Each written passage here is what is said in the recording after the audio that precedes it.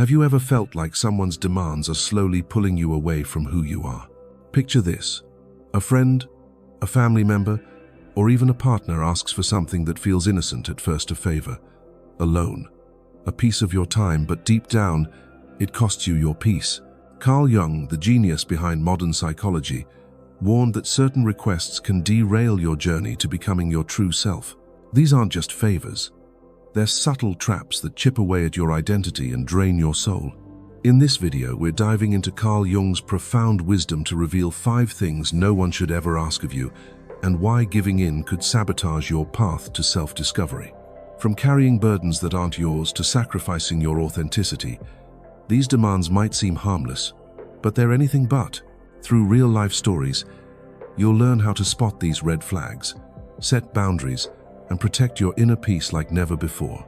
By the end, you'll see relationships and yourself in a whole new light. This isn't just about saying no. It's about saying yes to the life you deserve. So stick with us until the end to unlock Carl Jung's secrets and take back your power. Ready to discover what's holding you back? Let's dive in, because your peace is worth fighting for. Let's start with the first thing no one should ever ask of you: carrying burdens that aren't yours. Carl Jung, the mastermind behind the concept of the shadow, taught that our psyche holds hidden parts of ourselves, emotions, desires, or fears we suppress to fit in. When you take on someone else's problems, you're often projecting your own shadow, the need to be seen as good or helpful, while neglecting your own peace. This isn't about refusing to care. It's about recognizing when caring becomes carrying, and how that can pull you away from the life you're meant to live. Picture this. You're asked to step in and fix someone else's mess, a friend's financial troubles, a sibling's endless drama, or a colleague's missed deadlines. At first, it feels like a one-time favor. You say yes to be kind, to avoid conflict, or because you've been taught that good people help. But then it happens again and again. Before you know it, you're the default problem solver, the one everyone turns to when life gets messy. Carl Jung would say this dynamic taps into your shadow, the part of you that craves approval or fears being seen as selfish. But every time you carry someone else's burden, you're giving away pieces of your energy, your time, and your path to becoming your true self. Let's bring this to life with a story. Meet Lisa, a 40-year-old nurse with a heart of gold. Her younger sister, Mia, has always struggled with money, impulsive spending, bad investments, you name it. Every few months, Mia calls Lisa in tears, asking for help to pay rent or cover a debt. Lisa, raised to believe that family comes first, always steps in. She dips into her savings, works extra shifts, and even skips her own vacation plans to bail Mia out. But here's the kicker. Mia never changes.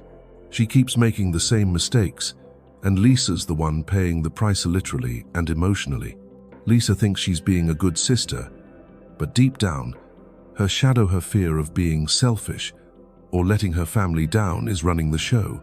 Carl Jung's concept of individuation, the process of becoming your authentic self, requires you to prioritize your own growth. When you're constantly carrying others' burdens, you're not just sacrificing time or money, you're abandoning that journey. Every yes to someone else's problem is a no to your own dreams, your peace, your health, and the people asking you to carry their weight. They're often projecting their own shadows, their inability to take responsibility onto you. They might guilt you, saying, "You're the only one I can count on." But that's not a compliment. It's a trap. Here's a real-world example to drive this home. Think about a coworker, Alex, who always misses deadlines and begs you to help out by finishing his reports. You agree, thinking it's just this once. But soon, it's every project. Your workload doubles, your stress spikes, and Alex gets the credit while you're burned out. When you finally say no, he acts hurt, saying, "I thought we were a team." That guilt trip is his shadow talking, not your obligation. Carl Jung would argue that by taking on Alex's responsibilities, you're enabling his avoidance while losing sight of your own boundaries. So, how do you break this cycle? Start by recognizing what's yours and what isn't. Carl Jung's wisdom teaches us that true compassion doesn't mean fixing everyone's problems.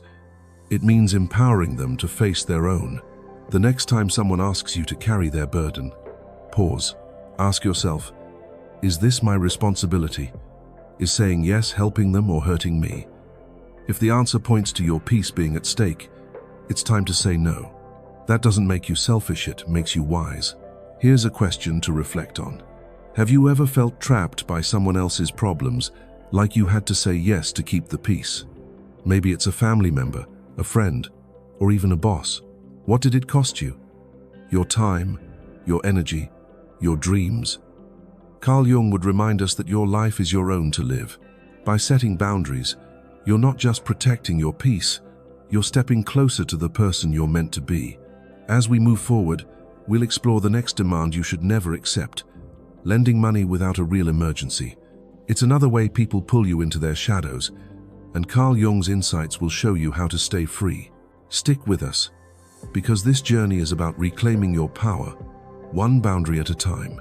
The second thing no one should ever ask of you is to lend money when it's not a true emergency. Carl Jung's teachings on the shadow and individuation remind us that our choices should align with our journey to become our true selves. When someone pressures you to bail them out of poor decisions, they're not just asking for cash, they're pulling you into their shadow, forcing you to sacrifice your stability for their avoidance.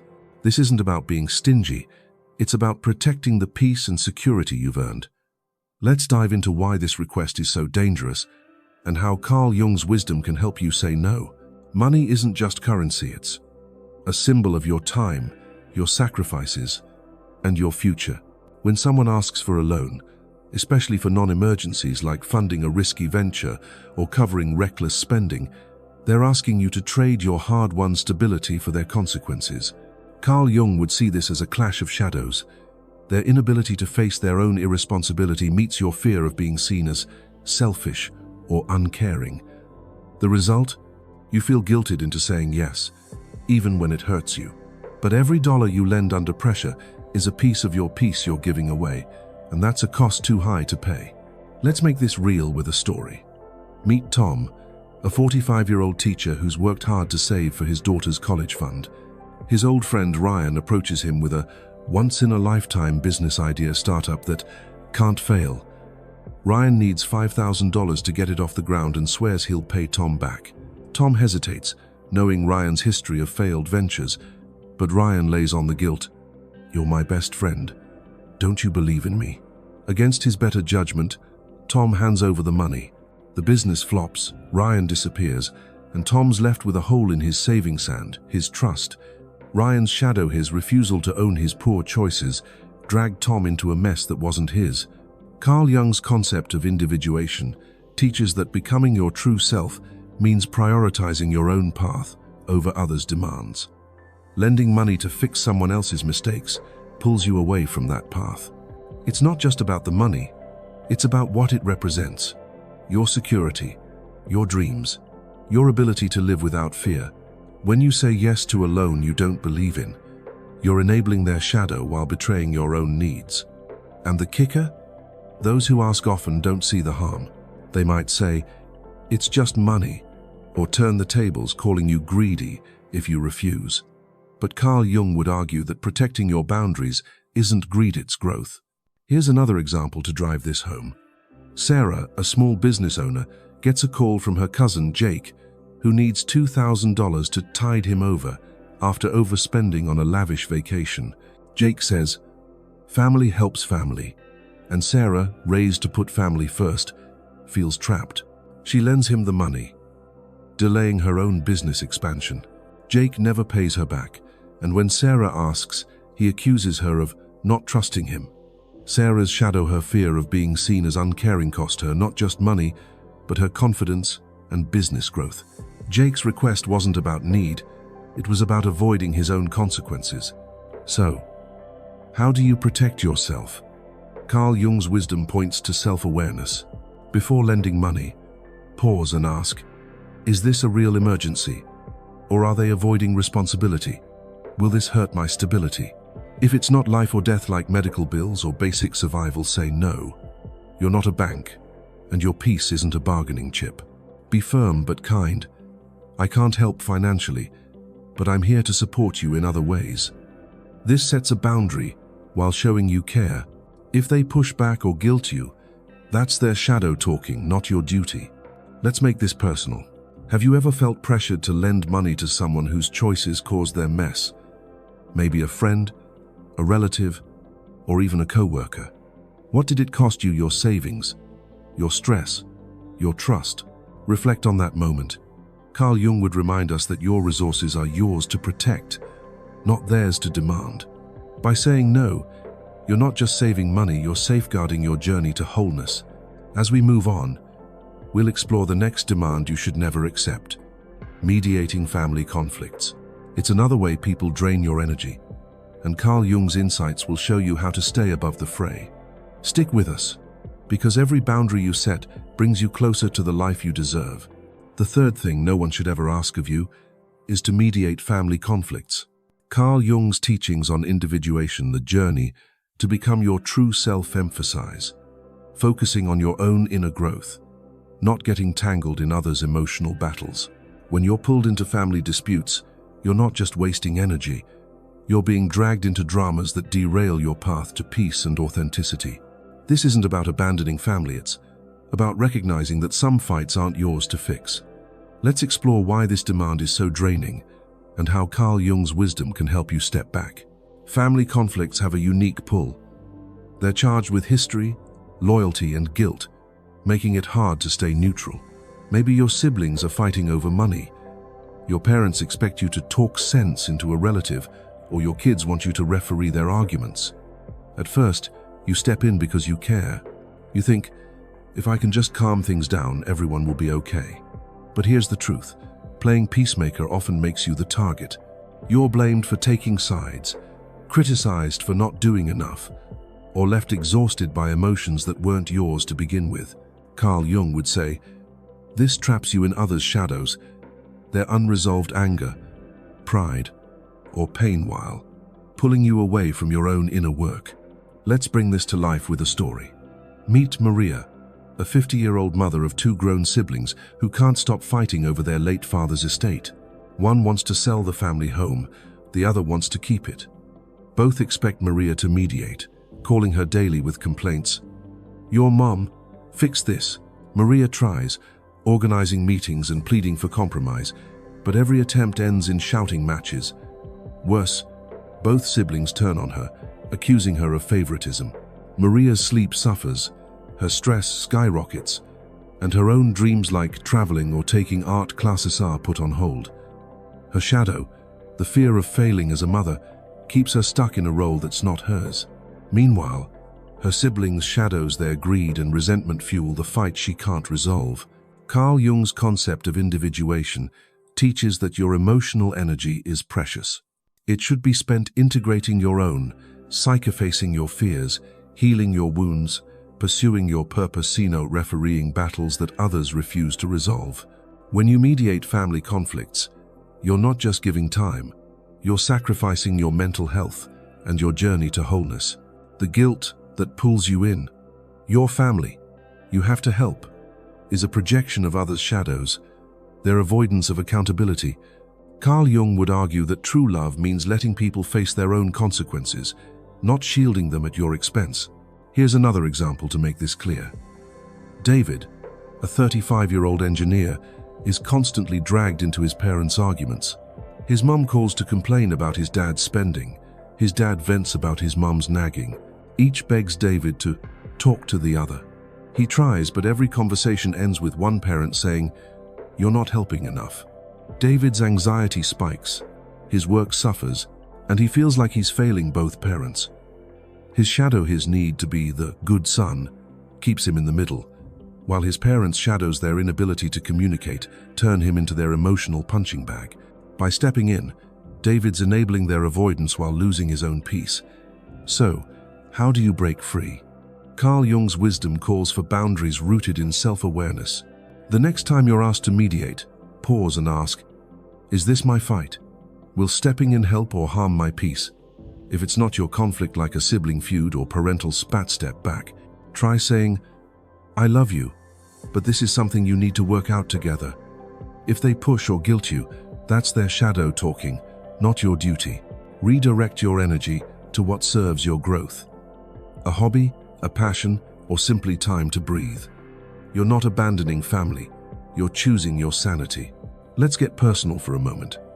Have you ever been pulled into a family conflict you didn't start? Maybe you were asked to fix a feud or take sides in a fight. How did it feel? Draining, frustrating, hopeless? What did it cost you? Carl Jung would remind us that your emotional energy is yours to protect, not theirs to claim. By staying out of battles that aren't yours, you're not just saving energy, you're reclaiming your path to becoming your true self. Next, we'll tackle the final demands you should never accept, changing who you are, and prioritizing others' emotions. These are subtle but devastating, and Carl Jung's insights will show you how to stand firm. Stick with us, because every boundary you set is a step toward the life you're meant to live. The final demands no one should ever ask of you are to change who you are and to prioritize others' emotions over your own. Carl Jung's concept of individuation, the lifelong journey to become your authentic self, is at the heart of his teachings. When someone pressures you to alter your identity or put their feelings above your own, they're not just crossing a boundary, they're blocking your path to wholeness. These requests might seem subtly suggestion to tone it down or a plea to keep the peace, but they're devastating to your soul. Let's dive into why these demands are so dangerous and how Carl Jung's wisdom can empower you to stand firm. First, let's talk about being asked to change who you are. Your identity, your passions, quirks, beliefs, and habits is the result of decades of joy, pain, and growth. It's the essence of you, shaped by every choice you've made. Yet, some people will ask you to chip away at that essence to fit their comfort zone. Maybe it's a friend who says, "You're too loud, calm down." Or a partner who criticizes your hobbies, saying, "That's not your age." These comments might seem harmless, but they're an attack on your authenticity. Carl Jung would see this as a threat to individuation, the process of integrating all parts of your psyche to become whole.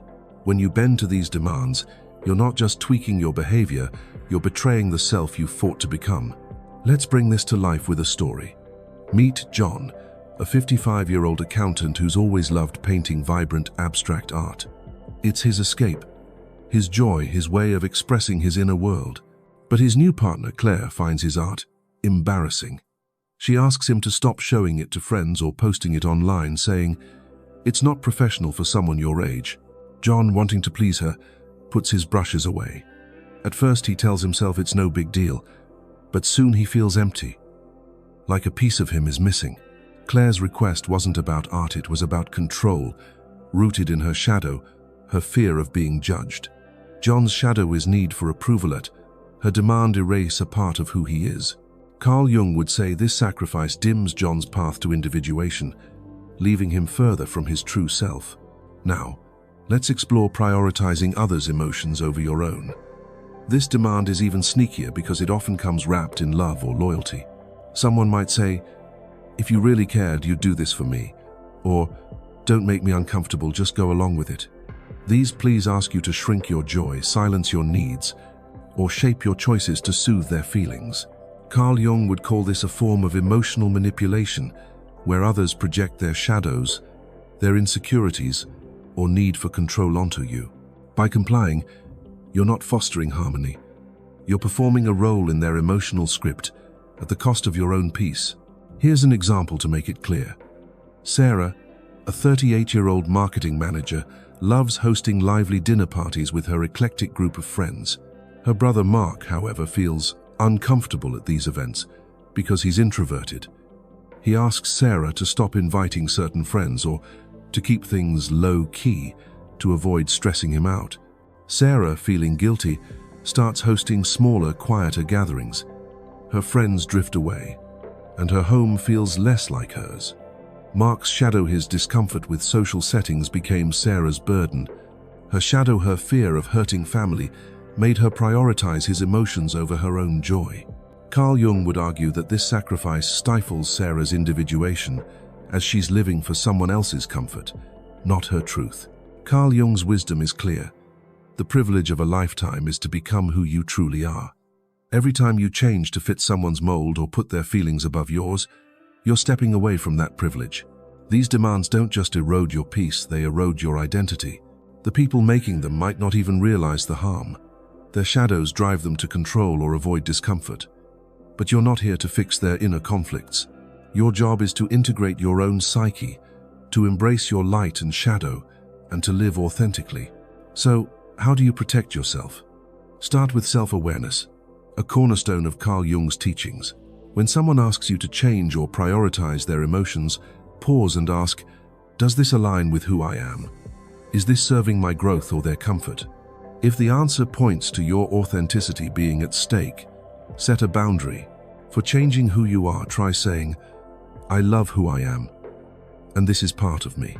For prioritizing their emotions, say, I care about you, but I need to honor my own feelings too. These responses are firm yet kind, rooting you in your truth while deflecting their shadows. If they push back calling you stubborn or selfish, that's their projection, not your failure. Carl Jung would remind us that individuation requires courage to stand alone sometimes. You're not here to be a mirror for others' insecurities or a prop for their comfort. You're here to live your story, flaws and all. And here's the beauty. When you honor your authenticity, you inspire others to do the same. By refusing to change or shrink, you show what it means to live whole. Let's make this personal. Have you ever been asked to dim your light or put someone else's feelings first? Maybe a friend criticized your style, or a family member asked you to avoid something that brings you joy. How did it feel like losing a piece of yourself? What did it cost you? Reflect on that moment. Carl Jung would say your authenticity is your greatest asset. Protect it fiercely, because it's the foundation of your individuation. As we wrap up, we've uncovered the demands that threaten your peace and path. In our outro, we'll tie it all together with a powerful call to embrace Carl Jung's wisdom and reclaim your life. Stick with us, because this is where your transformation begins. We've just uncovered the 5 demands that threaten to steal your peace and derail your journey to becoming your true self, carrying others' burdens, lending money without cause, mediating family conflicts, changing who you are, and prioritizing others' emotions. Carl Jung's profound wisdom reminds us that your life is a sacred path toward individuation, the process of embracing every part of your soul, light and shadow alike. When you let these demands pull you off course, you're not just giving away time or energy. You're sacrificing the privilege of living authentically. But today, you're taking that power back. Carl Jung once said, "The privilege of a lifetime is to become who you truly are." Start now. Say no to what dims your light. Set boundaries that protect your peace. Choose yourself, not out of selfishness, but out of strength. Every no to these demands is a yes to your dreams, your truth, and the life you were born to live. You're not here to fix others' shadows, you're here to shine. Which of these demands hit home for you? Have you ever felt pressured to give up a piece of yourself? Share your story in the comments, we'd love to hear it. If this video sparked a shift in you, hit that like button, share it with someone who needs it, and subscribe to Jung Psyche Hub for more life-changing insights. Click the bell to stay with us, because your journey to wholeness starts here. Protect your peace, it's your greatest treasure.